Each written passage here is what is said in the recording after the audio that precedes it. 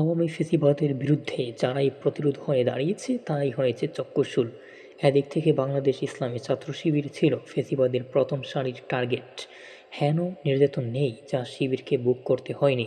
নেতাকর্মীদের জেল, জুলুম, হত্যা, গুম থেকে শুরু করে অর্থনৈতিক, মানসিক, শারীরিক ও সর্বদিক থেকে চরম ক্ষতির সম্মুখীন হয়েছে এ সংগঠন।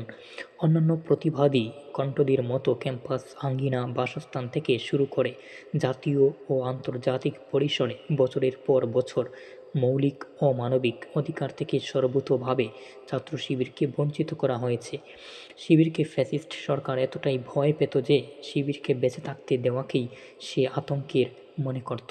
ফলে শিবির সংশ্লিষ্ট হলে, এমনকি শিবির সন্দেহ হলেও হত্যা করার লাইসেন্স দিয়ে রেখেছিল পুষা ছাত্রলীগ ও স্বৈরাচারীর আজ্ঞাবহ পুলিশদের। শহীদ শরীফুজ্জামান নোমানী, রমজান আলী, মহিউদ্দিন সোহান, আবু বকর, সাকিব, বিশ্বজিৎ, আবরার ফাহাদ তার জলজ্যান্ত দলিল।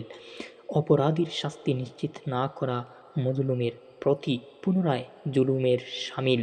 সেই তাগিদ থেকে ফ্যাসিবাদের আক্রোশের শিকার মজলুম সংগঠন ইসলামী ছাত্র শিবির দেশীয় আইনের প্রতি শ্রদ্ধা রেখে ছাত্র শিবিরের কর্মীদের উপর অত্যাচারের বিচার চেয়ে অভিযোগ দায়ের করেছে আন্তর্জাতিক অপরাধ ট্রাইব্যুনালে।